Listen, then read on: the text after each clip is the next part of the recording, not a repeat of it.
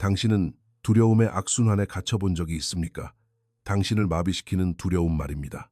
계획했던 일을 하지 못하게 막는 두려움, 당신이 꿈꿔왔던 모든 것을 쫓기 위해 중요하지 않은 것들을 뒤로하고 비범한 삶을 살지 못하게 하는 그런 두려움 말입니다. 혹시 두려움이 전혀 없어 보이는 사람들을 본 적이 있습니까? 그들은 떨림 없이 어려운 결정을 내립니다. 많은 사람이 의심 속에 얼어붙어 있을 때 그들은 그저 행동합니다. 그리고 모두가 말합니다. 나도 저 사람처럼 용감했으면 좋겠어. 하지만 사람들이 잘 모르는 사실이 있습니다. 이런 유형의 사람들은 특별한 능력이나 특권적인 유전자를 가진 것이 아닙니다. 이들은 두려움을 다루는 법을 배웠고 두려움이 자신을 마비시키지 않도록 만들었을 뿐입니다. 그리고 당신 또한 모든 두려움을 극복할 수 있다는 사실을 알아야 합니다. 봉건시대, 일본에는 두려움을 가장 강력한 무기로 바꾼 전사 집단이 있었습니다. 그들은 두려움을 부정하지 않았습니다. 용감한 척하지도 않았습니다. 그들은 현대과학이 아주 오랜 세월이 지나서야 발견한 사실을 이미 이해하고 있었습니다. 두려움은 당신의 적이 아닙니다. 그것은 방향이 잘못 설정된 연료일 뿐입니다. 그들이 만든 시스템은 부진칸이라 불립니다. 이 시스템이 어떻게 작동하는지 이해하게 되면 당신은 인생 전체를 엉뚱한 것과 싸우느라 허비했다는 사실을 깨닫게 될 것입니다. 하지만 문제가 하나 있습니다. 이 시스템은 당신이 불편한 진실을 마주하도록 요구할 것입니다. 그리고 대부분의 사람은 이러한 불편함을 마주하느니 차라리 두려움 속에 사는 것을 택합니다. 당신의 두려움을 파괴할 수 있는 이 시스템을 보여드리기 전에 채널 구독과 좋아요 그리고 댓글을 부탁드립니다. 당신의 인생에서 당신을 가장 마비시키는 두려움은 무엇입니까? 여러분의 참여는 이 채널이 더 많은 사람에게 닿을 수 있게 돕고 제가 더 좋은 콘텐츠를 만드는 데 큰 힘이 됩니다. 경청해 주셔서 대단히 감사합니다. 다시 영상으로 돌아가겠습니다.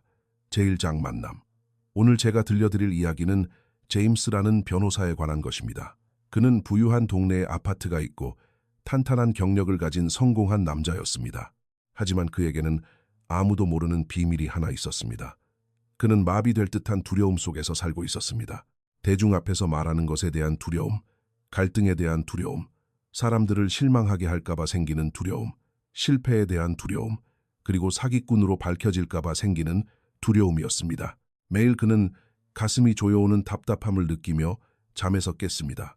참 호기심이 생기는 사례라고 생각하실 겁니다.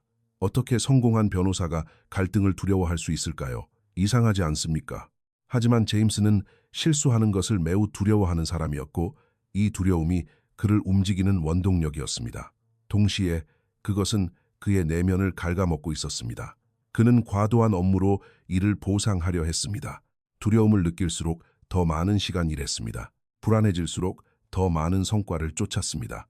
동료들은 그를 야망 있는 사람이라고 생각했습니다.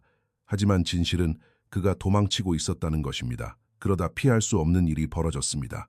중요한 고객과의 회의 날이었습니다. 회의실은 꽉 찼고 모든 눈이 그를 향했습니다. 프레젠테이션 도중 그의 목소리가 갈라졌습니다. 손이 떨리기 시작했습니다. 등 뒤로 식은땀이 흘렀습니다. 완전한 공황 상태였습니다. 그는 회의실을 뛰쳐나가 화장실 문을 잠그고 생애 첫 진짜 공황 발작을 겪었습니다. 차가운 회사, 화장실 바닥에 앉아 그는 깨달았습니다. 내가 두려움을 파괴하지 않으면 두려움이 나를 파괴할 것이다. 그때 한 친구가 도시에 막 문을 연 부진칸 도장에 대해 이야기해 주었습니다. 그 친구는 말했습니다. 이건 단순한 격투기가 아니야. 너를 마비시키는 것과 마주하는 훈련이야. 제임스는 무술을 믿지 않았습니다. 영화에서나 보는 것이라고 생각했습니다. 하지만 그는 너무나 절박했기에 시범 수업을 한번 받아보기로 했습니다. 그리고 그 첫 수업에서 그의 모든 것을 바꿔놓은 말을 듣게 되었습니다. 제2장 첫 번째 수업. 도장의 스승님은 60대의 키가 작고 조용한 남자였습니다. 그는 제임스를 바라보며 물었습니다. 왜 여기에 왔는가? 제임스는 준비된 답변을 하기 시작했습니다. 호신술을 배우고 싶고 체력을 기르고 싶습니다. 스승님은 손을 들어 말을 막았습니다. 거짓말이군. 자네는 두려워서 온 거야. 그리고 내가 그 두려움을 없애주길 바라고 있어. 제임스는 피가 차갑게 식는 것을 느꼈습니다. 이 사람이 어떻게 알았지? 스승님은 계속했습니다. 나는 자네의 두려움을 없애줄 수 없네. 그리고 만약 그럴 수 있다 해도 자네는 더 약해질 뿐이야. 두려움은 결함이 아니야. 그것은 정보라네. 자네는 단지 그 정보를 읽는 법을 배우지 못했을 뿐이야. 그리고 그는 용기에 대한 제임스의 모든 믿음을 뒤집는 설명을 했습니다. 부진칸에는 쿄지츠, 텐칸호라는 원칙이 있습니다. 진실을 환상으로, 환상을 진실로 바꾸는 기술입니다. 닌자들은 현실이 고정된 것이 아니라는 것을 이해했습니다. 현실은 당신이 어디에 주의를 기울이느냐에 따라 변합니다. 당신의 두려움은 무언가 진실을 말하고 있습니다. 위험이 있다는 것이죠. 하지만 당신의 해석은 환상입니다. 당신은 그 위험이 실제라고 생각하지만 사실 그것은 단지 가능성일 뿐입니다. 대중연설에 대한 두려움은 말하는 것에 대한 두려움이 아닙니다. 스승님이 말했습니다.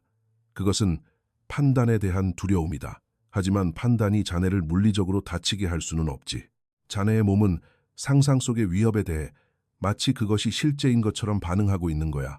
제임스는 한 번도 그렇게 생각해 본 적이 없었습니다. 봉건시대, 일본에서 스승님이 말을 이었습니다. 닌자는 매일 진짜 위험을 마주했다. 진짜 칼 치명적인 추락. 하지만 그들은 얼어붙지 않았지. 왜인지 아나. 그들은 몸이 진짜 위험과 상상 속의 불편함을 구별하도록 훈련했기 때문이야. 그리고 그때부터 진짜 훈련이 시작되었습니다. 제3장 부동심 흔들리지 않는 마음.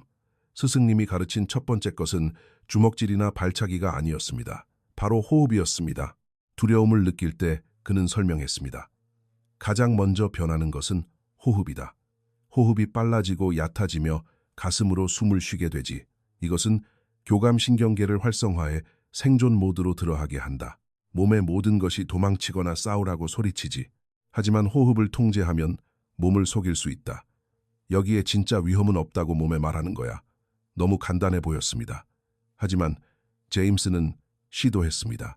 4초 동안 들이마십니다. 4초 동안 숨을 참습니다. 6초 동안 내뱉습니다. 폐가 빈 상태로 2초 동안 멈춥니다. 처음 몇 번은 효과가 없었습니다. 마음이 호흡보다 더 빠르게 불안한 생각들을 쏟아냈습니다. 정상이었습니다. 그의 뇌는 수년 동안 그런 패턴에 프로그래밍 되어 있었으니까요. 하지만 스승님은 포기하지 않았습니다. 1000번, 2000번, 10,000번 반복하게. 두려움이 덮칠 때 자네의 몸이 공황 대신 통제된 호흡으로 자동 반응할 때까지 말이야.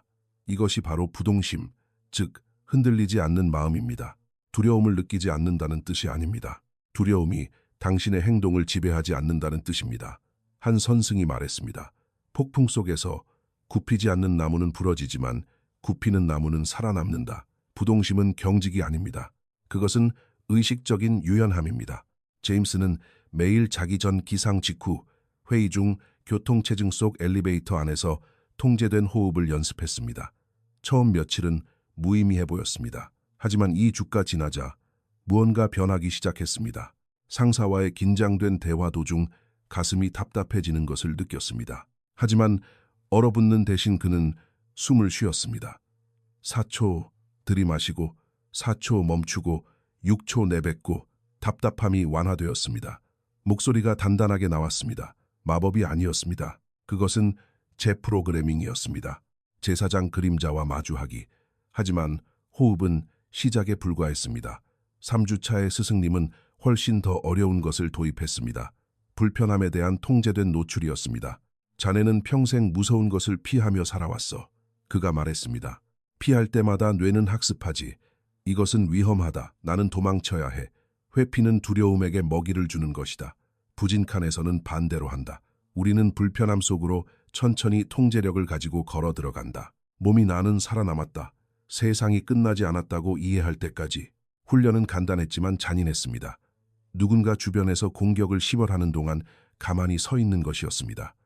주먹이 얼굴 몇 센티미터 앞에서 멈춥니다. 발차기가 스쳐 지나갑니다. 본능은 도망치라고 비명을 질렀습니다. 하지만 규칙은 움직이지 말고 그저 호흡하라는 것이었습니다. 처음에는 제임스가 15초를 버티고 몸을 통제할 수 없을 정도로 떨었습니다.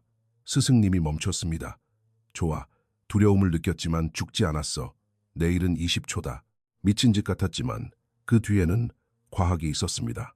스탠퍼드 대학의 한 신경과학자가 18년 동안 두려움 반응을 연구한 결과 혁명적인 사실을 발견했습니다.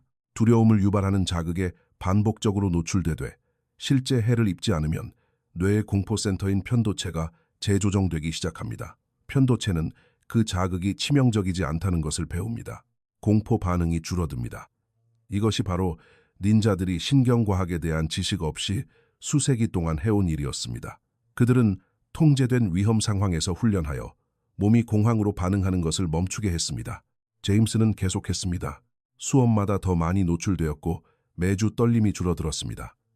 2달이 끝날 무렵 그는 3사람이 동시에 공격을 심혈하는 동안 완전히 가만히 서 있을 수 있었습니다.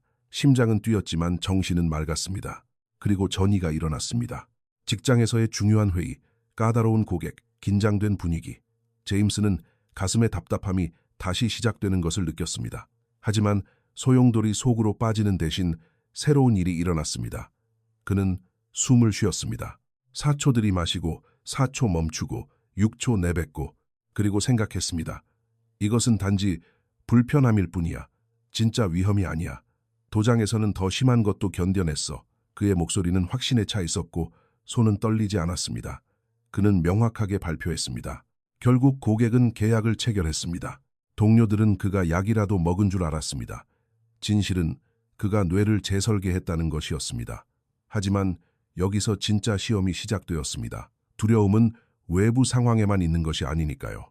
최악의 두려움은 내면에 있습니다. 제5장 내면의 닌자. 자네에게는 2명의 적이 있다. 스승님이 수업 중에 말했습니다. 외부의 적과 내부의 적이다.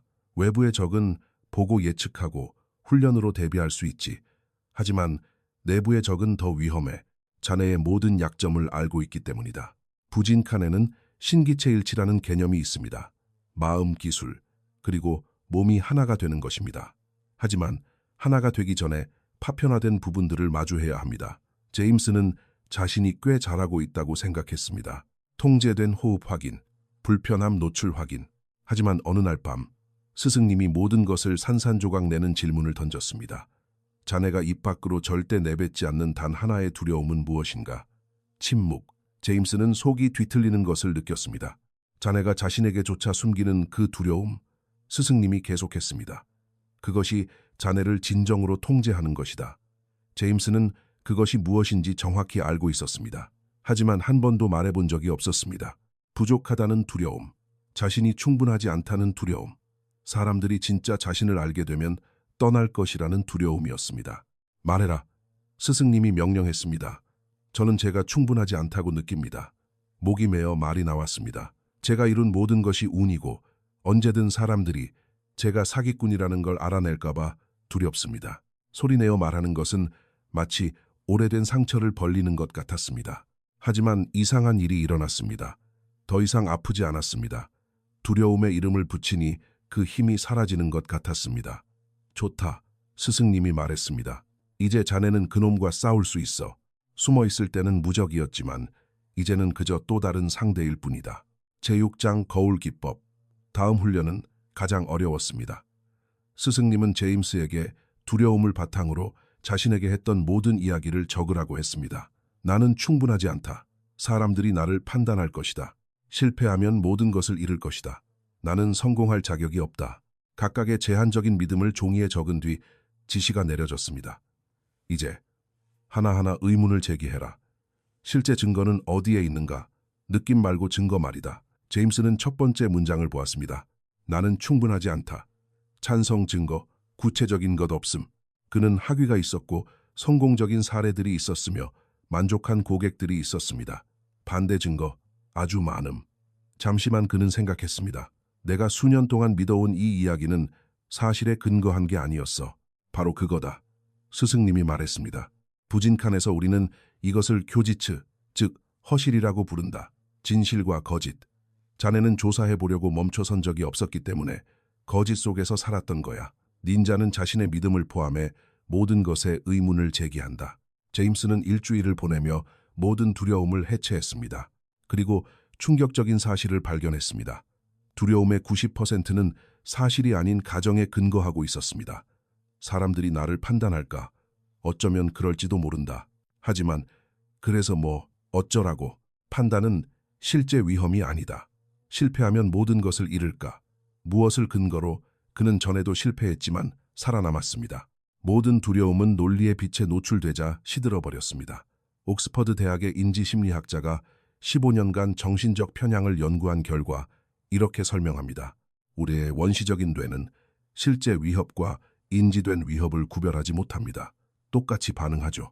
하지만 의식적으로 재앙적인 생각에 도전하면 이성의 뇌인 전전두엽 피질이 활성화되어 편도체의 공포 반응을 덮었을 수 있습니다. 제7장 불의 시험, 훈련 3개월 차. 제임스는 더 이상 예전의 그 사람이 아니었습니다. 호흡이 달라졌고 생각이 달라졌으며 행동이 달라졌습니다. 하지만 스승님은 증명 없는 지식은 이론에 불과하다는 것을 알고 있었습니다. 부진칸에서는 모든 제자가 다음 단계로 넘어가기 전 마지막 시험을 치릅니다. 안전망 없이 두려움과 정면으로 마주하는 것입니다. 자네를 가장 두렵게 하는 상황을 골라라. 스승님이 말했습니다. 그리고 그것을 실행해라. 제임스에게 그것은 명확했습니다. 대중연설 소규모 모임이 아니라 수백 명 앞에 진짜 무대 위에서 말입니다. 옛날의 제임스라면 1000가지 핑계를 댔을 것입니다. 하지만 새로운 제임스는 이해했습니다. 변화가 진짜라는 것을 스스로 증명하든가 아니면 영원히 의구심 속에 남든가 둘 중 하나였습니다. 그는 법률 행사에서 강연을 신청했습니다. 주제는 직업적 두려움 극복이었습니다. 아이러니하죠. 행사 몇 주 전 옛 증상들이 돌아오려 했습니다. 가슴의 답답함, 재앙적인 생각들, 무대에서 얼어붙으면 어떡하지, 사람들이 비웃으면 어떡하지. 하지만 이제 그에게는 도구가 있었습니다. 호흡 질문하기, 점진적 노출. 그는 거울 앞에서, 친구들 앞에서, 도장 학생들 앞에서 리허설을 했습니다. 할 때마다 떨림은 조금씩 줄어들었습니다. 행사 당일이 되었습니다. 무대 뒤 심장은 미친 듯이 뛰었고 손에는 땀이 났습니다. 몸은 여전히 반응하고 있었습니다. 어쨌든 인지된 위험이었으니까요. 무대 조명 수백 개에 판단하는 눈. 하지만 그의 마음은 달랐습니다. 이건 불편함이야. 그는 스스로 되뇌었습니다. 죽음이 아니야. 나는 이것을 위해 훈련했어. 호흡 4초 들이마시고 4초 멈추고 6초 내뱉고 그는 무대로 걸어 나갔습니다. 조명이 눈을 찔렀습니다. 청중의 침묵. 인생에서 가장 두려워했던 순간 그는 입을 열었습니다. 처음 몇 문장은 더듬거렸습니다. 정상이었습니다. 그는 계속했습니다. 목소리가 점점 단단해졌습니다. 손떨림이 멈췄습니다. 그리고 강연 중간쯤 마법 같은 일이 일어났습니다. 그는 자신이 두려워하고 있다는 사실을 잊었습니다. 메시지에 너무 집중한 나머지 두려움이 그냥 사라져버렸습니다. 없어진 게 아니라 관련성을 잃은 것입니다. 35분 후 박수가 터져 나왔습니다. 사람들이 나중에 다가와 말했습니다. 감사합니다. 당신의 강연에 감동했습니다. 수년간 듣고 싶었던 이야기였어요. 제임스는 변모하여 행사장을 떠났습니다. 완벽했기 때문이 아니라 도망치기를 멈추면 두려움이 사라진다는 것을 스스로 증명했기 때문입니다. 하지만 두려움을 파괴하는 것에 대해 아무도 말해주지 않는 것이 있습니다. 이것은 일회성 과정이 아닙니다. 두려움은 영원히 사라지지 않습니다. 단지 당신을 통제하기를 멈출 뿐입니다. 제8장 영원한 전사. 강연 6개월 후 제임스는 여전히 도장에서 훈련하고 있었습니다. 마비시키는 두려움이 남아서가 아니라 심오한 무언가를 이해했기 때문입니다. 사무라이는 칼 가는 것을 멈추지 않는다. 스승님이 말했습니다. 1000번의 전투 후에도 그는 훈련을 계속한다. 왜일까요? 규율은 어떤 지점에 도달하는 것이 아니라 준비된 상태를 끊임없이 유지하는 것이기 때문입니다. 부진칸에는 보안이라는 개념이 있습니다. 바람과 함께 흐른다는 뜻입니다. 경직되지 말고 끊임없이 적응하라. 제임스는 자신이 성장함에 따라 새로운 두려움이 나타난다는 것을 깨달았습니다.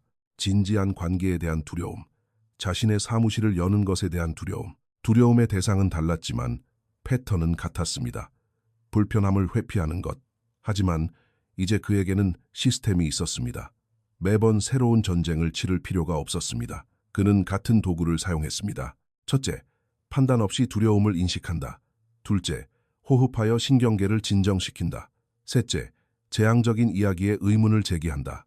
넷째, 불편함에 점진적으로 노출한다. 다섯째, 살아남았음을 스스로 증명한다. 새로운 두려움은 그저 같은 적의 변종일 뿐이었고 그는 이미 그 적을 물리치는 법을 알고 있었습니다. 제구장 용기에 대한 진실, 용기가 두려워하지 않는 것이라고 생각하나? 제임스의 마지막 수업 중 하나에서 스승님이 물었습니다. 그건 용기가 아니야. 무감각이지. 용기는 두려움을 느끼면서도 행동하는 것이다. 위험을 보고 위험을 계산하고 앞으로 나아가기를 선택하는 것이다. 겁쟁이는 도망친다. 바보는 무시한다. 용기 있는 자는 두려움을 존중하고 그럼에도 불구하고 행동한다. 제임스는 마침내 이해했습니다.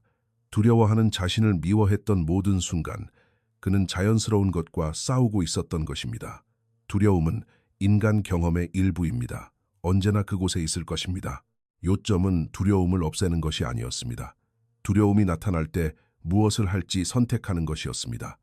부진칸에서 닌자들은 불가능한 임무를 마주했습니다. 성에 잠입하고 치명적인 적의 정보를 수집하고 적진에서 생존하는 것. 그들이 두려웠을까요? 당연합니다. 하지만 그들은 훈련을 통해 두려움이 의사결정을 주도하는 운전자가 아니라 상황의 한 요소일 뿐이 되게 만들었습니다. 올바르게 훈련하면 스승님은 설명했습니다. 두려움은 너의 이점이 된다. 그것은 너를 깨어있게 하고 집중하게 하고 준비하게 만든다. 다른 이들이 공포에 얼어붙을 때 너는 그것을 연료로 사용하는 거야. 그리고 여기 모든 것을 바꾸는 마지막 비밀이 있습니다. 당신이 가장 피하는 그 두려움이 바로 당신의 가장 강한 버전으로 가는 문입니다. 제10장 완전한 변화. 부진칸에 들어간 지 1년 후 제임스는 문자 그대로 더 이상 같은 사람이 아니었습니다. 그는 실패가 두려워 수년간 미뤄왔던 자신의 사무실을 열었습니다.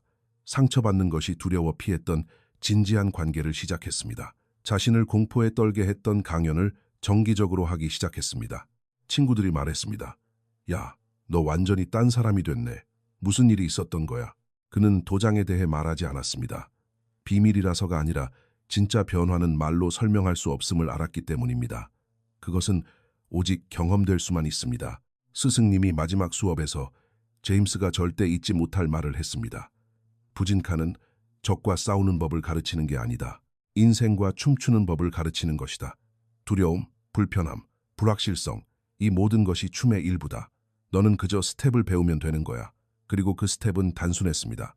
쉽지는 않지만 단순했습니다. 몸이 공황 상태가 되려 할 때 호흡하십시오.